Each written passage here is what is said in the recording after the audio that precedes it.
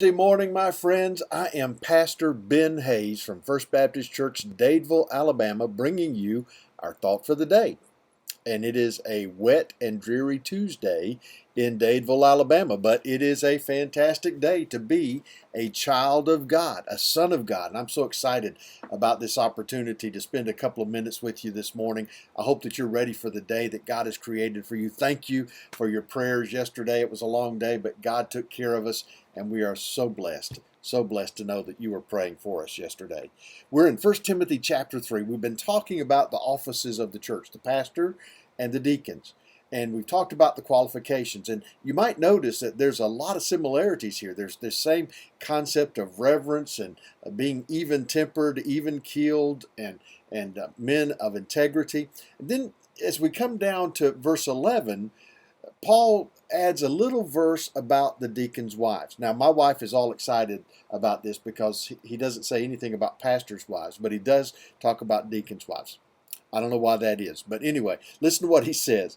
He says, likewise, just like with the deacons, their wives must be reverent. What's he talking about there? He's talking about holding God in awe, knowing who they are in Christ Jesus, knowing what God has done for us, reverent in the fact that we're not just goofy and making light of all of the amazing things that God has done for us. Reverent, not in the sense of being grumpy or mean-spirited, but reverent in the sense that we hold God in that high level of esteem and worship Him. But they must be reverent and not slanderers. Now, listen, this is a thing that we need to be aware of. It is very easy for us as human beings to get caught up in sinful behavior by speaking negatively about people. Now listen, I want you to understand something. To be a slanderer doesn't mean that you have to be lying. Sometimes you're telling the truth, but when you tell the truth that is bad for a person, that's what he's talking about. When you speak about a person in a means to bring them down, to tear them down, that's what he's talking about. Deacons' wives must not be that way. Temperate, even-tempered, even-keeled. They can't blow off the handle every time you turn around. Faithful in all things. And understand what he's talking about is faithful in their service to the Lord, faithful in their service to their family, faithful in service to their church, faithful in all things.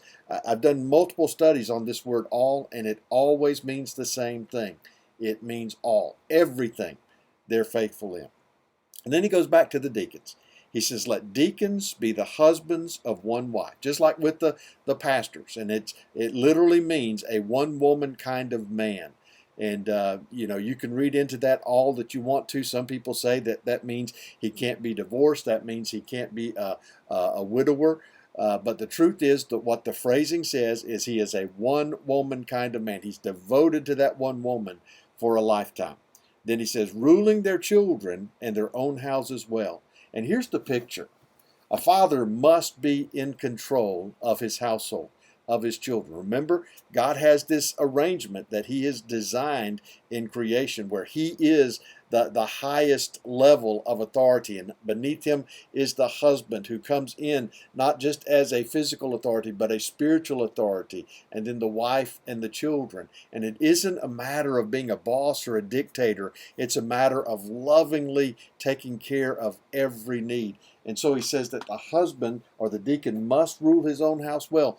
Otherwise, how can he be trusted to take care of the physical needs of the church? And then he says, for those who have served well as deacons, obtain for themselves a good standing and great boldness in the faith, which is in Christ Jesus. Those who serve well, those who do the work of the deacon. And this is one of the problems that I see in our 20th and 21st century churches, is that we've allowed deacons to become something that they're not. They're not supposed to be controllers. They're not supposed to be boards of directors. They are to be servants and ministers. And by virtue of their servanthood, they become leaders within the church. Not as the office of a deacon, but because of who they are, people respect them and turn to them for counsel and listen to them. I know that's what I do here at First Baptist.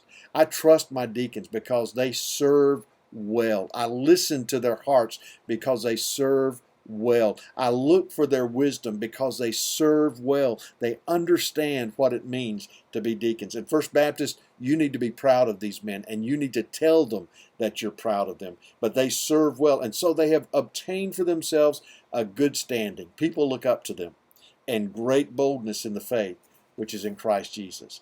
Remember those early deacons?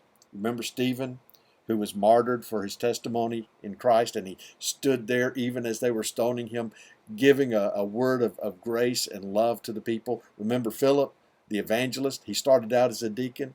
Listen, they have great boldness because they know who they are and they know whose they are.